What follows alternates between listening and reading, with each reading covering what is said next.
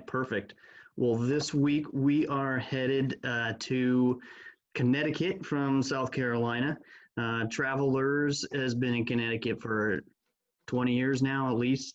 Um, the course is going to be quite a bit shorter. This is a bomber's paradise. Guys are just going to be out there slinging it all over the place, hitting it from the rough. They don't care. We're going to see people off the tee gaining strokes, even if they're not in the drive in the fairway. They're just going to drive it as far as they can and hope to chip and make birdie. And we'll see a bunch of birdies too. We should see some low scoring again, just like the last few weeks. The greens are POA. They should be pretty fast, although it might be a little softer coming in on Thursday. Some rain coming in this week. Looked earlier. Looks like some rains most of the day Wednesday. And we should get some off and on wind most of the weekend. Sunday looks like it could be the worst. So the course should play pretty easy for these guys, especially with such a good field here. Again, strokes gained off the tee, tee to green. Those are going to be the big stats we're looking at here.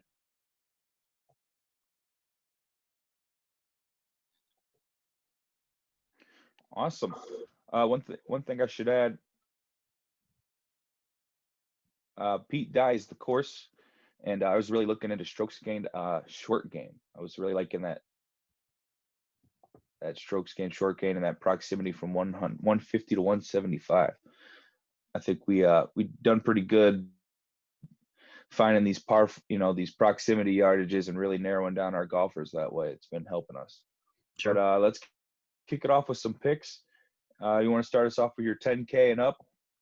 Yeah, absolutely. So this week, looking at the 10K range, handful of guys here, Rory and Bryson right up at the top. I am definitely playing a lot of Bryson this week. He obviously played well last week. He's playing well ever since the COVID stoppage here. He's come back just tearing it up. So really his last four events, second place, fourth place, third place, and eighth place last week. Before that, just course history here, he finished 47th, 26th, then 9th 2 years ago, and 8th last year. He's gotten better each and every year. I expect that to continue. I could see him coming in top 5, no problem at all. Other really thing that I was looking at is his 2020 stats, so throwing out everything that's older than January, but including before and after the stoppage. He's number 1 right now in tee to green. He is number 1 in ball striking, number 1 off the tee, and number 2 in DK points over that time. That all adds up to me to be basically just a lock in my GPP lineups. I might go down a little bit in cash just to save the money, although if you spend it on Bryson and you find one guy, either high 6K, 1 or 2 guys, low 7K, you can fit Bryson right in there, make it work. I don't see any reason he's not on the leaderboard come Sunday.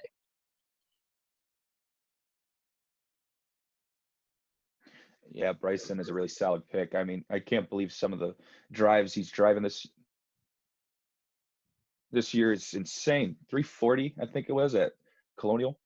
Some really good stuff. He has back-to-back top 10s as well at this course. It's if I'm gonna go down one, I think JT has just been in and out of my lineups. Every showdown slate, every main slate, weekend slate, I've had JT in just about everything for me. And then another pick I like.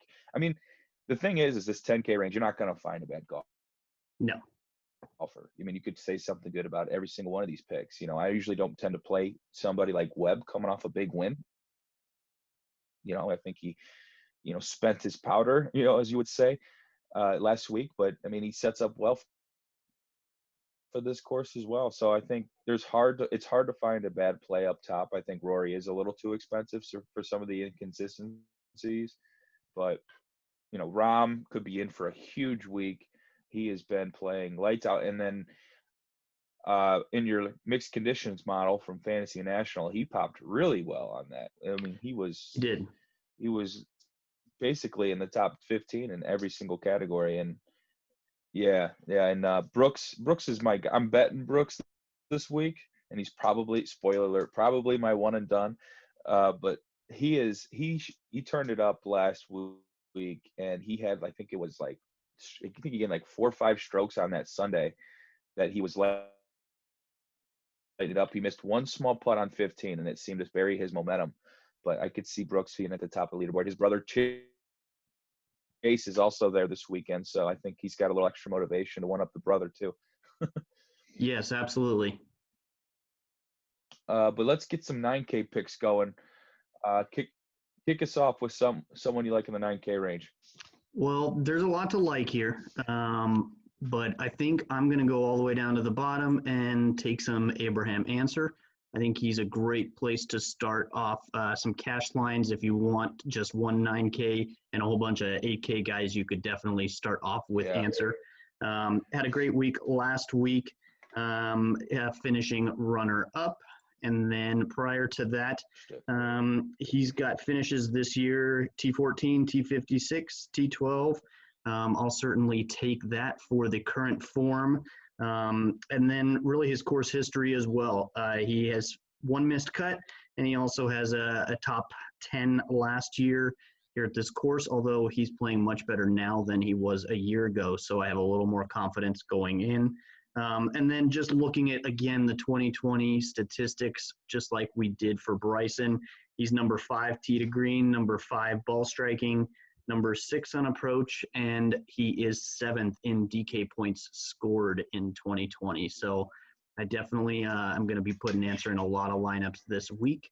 DJ is also in there. I really do like Dustin this week as well. He started to come on at the end of last week. Over the weekend, he made a little push there.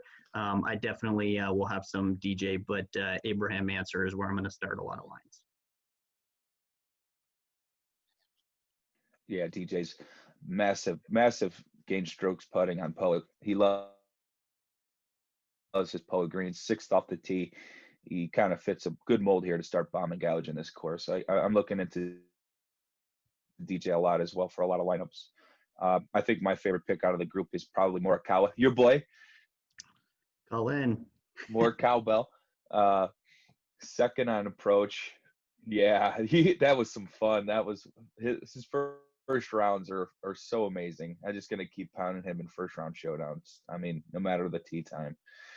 5th in ball striking. He's 22nd in proximity for my favorite proximity. And I believe he finished 36th in this event last year. So, I mean, he's played the course. He's elite ball striker. I think he's also a solid bet. I think another bet I might make for him to have his breakthrough victory at the Travelers. I think he's probably going to be where I start cash lineups this week. Sure. He definitely. So with that being said, 9K is pretty much wrapped up. Let me get some 8K picks. All right. Yeah. Again, a whole lot of guys that I do like here. Let me get some 8K picks. Okay. In 8K, I do like quite a few of these guys. Again, up at the top, I'm probably going to be playing quite a bit of Reed, although he burned me last week, but I'm going to continue to play him. My guy I'm really looking at, though, here is Tony Finau. I think he's going to go a bit under-owned compared to a lot of the other guys in the range here. He's got some decent course history. He did miss the cut here last year, but he's also has a T17 and a T25, 2 T25s in the years before that. So he's familiar with the course. Recently here, he's coming off a T33 last week.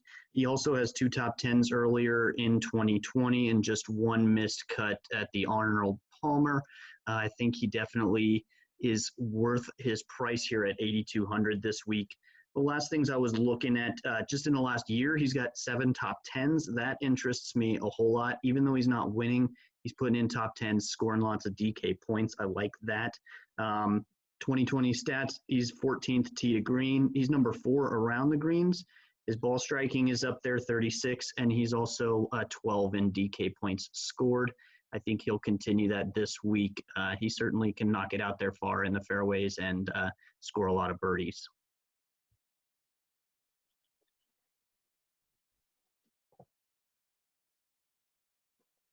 I really like that Tony Finau pick. He's pretty solid on scoring, DK scoring. I mean, all he needs that make cut, and he's going to get you a lot of birdies. My favorite 8K plays are probably Spieth and Woodland. I've been playing them every week since the pandemic since the PGA Tour has started back up since the pandemic. Gary, as you know, has been my cash game staple. He's let me let me down on a couple of Sundays here back to back. So I don't know if I'm going to go back to the well for him in cash, but I do believe I'll have exposure in case he does decide to not, quad and triple bogey anytime he wants to. But Spieth has been he's been a hammer on showdowns for early rounds, and he does seem to fade when it comes to the weekend, especially last weekend was pretty bad. So maybe a miscut is coming, something I'm looking at, maybe trying to avoid. But Travelers is a place where he's had some magic.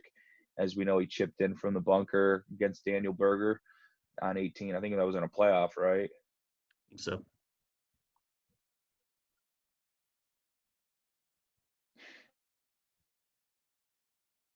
Yeah. So other than that, I think I'm going to probably skip down to the 7K range. Why don't you kick us off with your favorite 7K?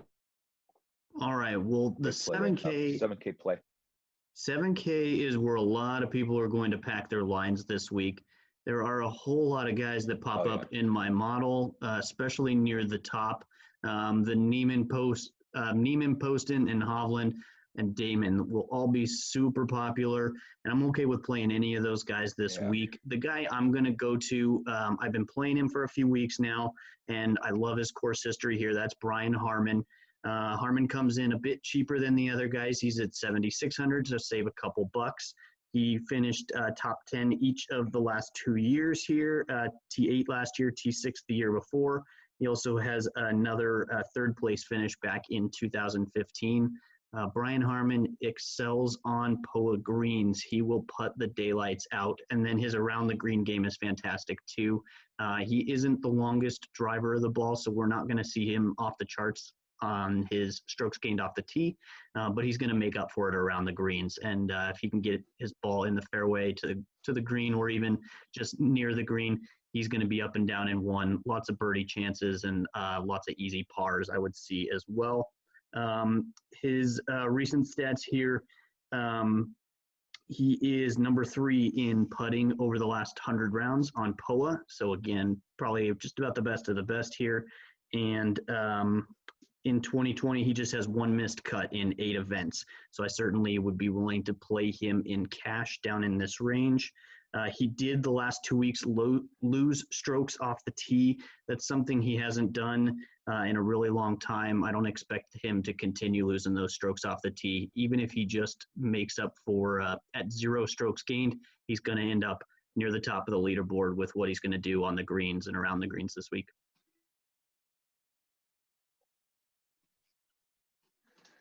Love it. I love the Harman pick. He has been a player I've played last 2 weeks, no questions asked. He's been on fire since the PGA Tour has gotten back.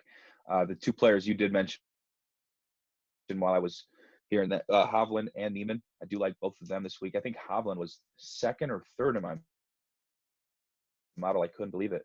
He's just been crushing it off the tee, and now the irons are starting to come back. And I mean, Big Vic he's won it. I think he won at Puerto Rico. Was he the one that won at Puerto Rico? Yeah, he's got 1 win. He needs some big. Yeah, I think it was Puerto Rico. I think he's due for a bigger tournament win. It would be pretty special for him to nail it before. What's that? He made his debut at this event last year. This is his pro debut, I believe. Did he? Yep. Oh, and then came in at the end of the year for playing every week. Yeah, I like Neiman. Yeah, I like Neiman as well. Neiman crushed it last week, and I believe he had T5 last year. He was gaining over 6 strokes, I think, was it, on the approach last week? Shot that 63 on Saturday and backed it up and got himself another T5. So Neiman's going to be pretty popular. I expect that to be a chalky cash play, but that is somewhere I'm going to go in cashes. Yeah. To follow. Let's drop down and give these guys some low 7Ks, some 6K range players that they can fit some of these studs with. What do you think? Yeah. What do you got? Yeah, absolutely. Well, down towards the bottom, I do like some Ryan Palmer this week. He definitely has a good chance to make the cut. He's got an okay history here. I definitely will be playing some Palmer in the low 7K range. If we jump then, and HV3, I'll have some lines with HV3 as well. But looking at the 6K range, there isn't a lot that I love here. A few names that pop up a little bit in the model, but that I'm really just going to take some risk on, knowing that they're just not at the top of any of the lists. But I'll be playing some Ryan Moore, and then Patrick Rogers is a guy I've been taking a look at here. He's really, really good on POA. One of the best out there. He did miss the cut back in 2012 at this event, but since then he's made the weekend for 5 straight years. He had a T3 back in 2016 as well.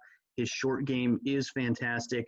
He is 13th in driving distance over the last 50 rounds of everyone in the event this week. So certainly he's going to be able to get it out there. His around the green game is going to give him lots of chances at birdie. If he just keeps that putter going, we should be able to see him definitely top 25 is in the books here for him. And at that price, I certainly am okay spending $6,900 and getting quite a bit of Rogers in my lineups.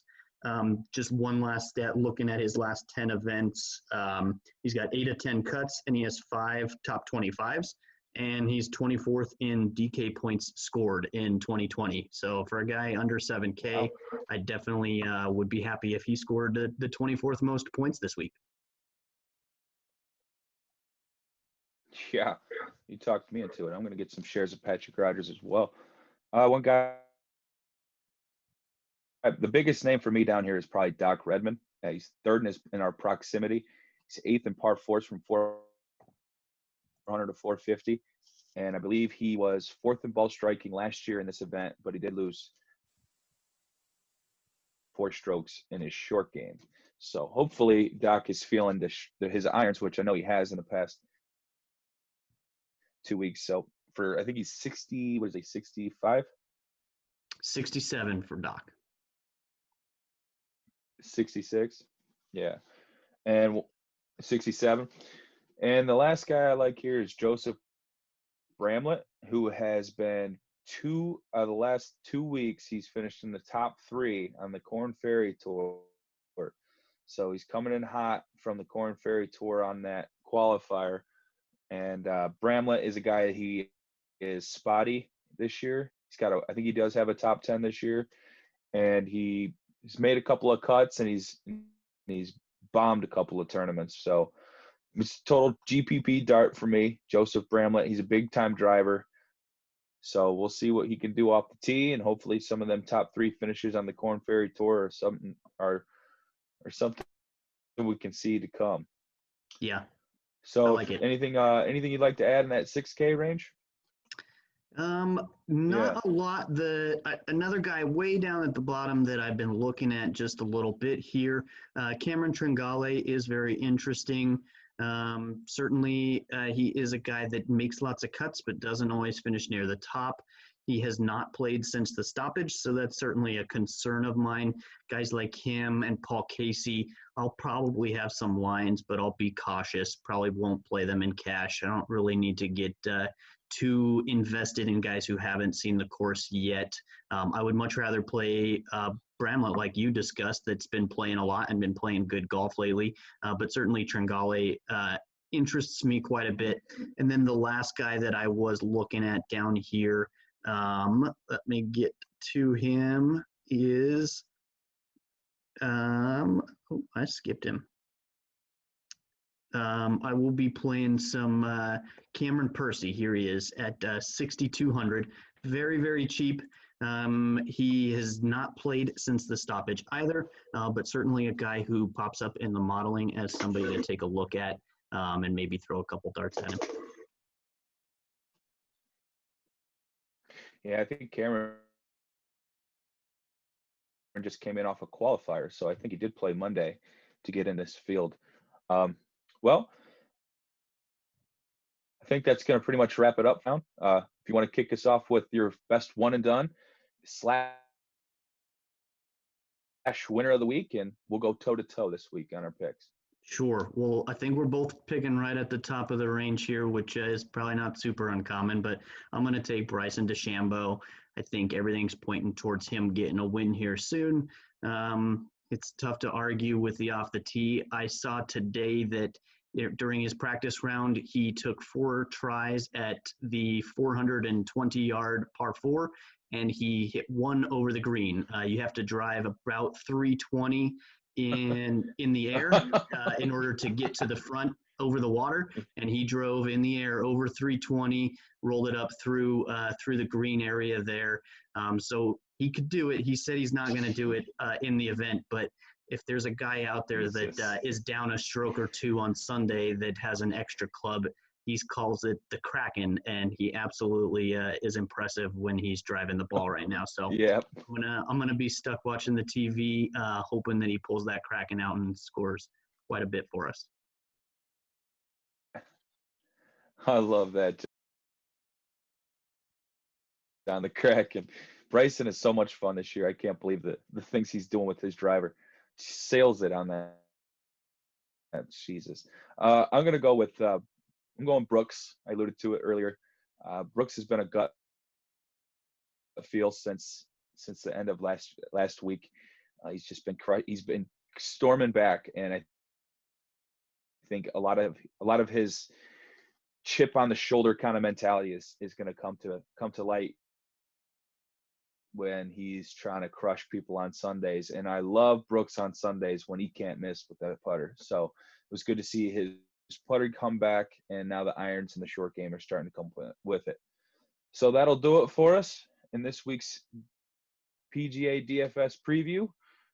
If you just want to get at us on Twitter, I believe I am at TKNation47. That is at JohnCool19. And find us at fsidfs.com. All right, boys. Thank you. Good luck.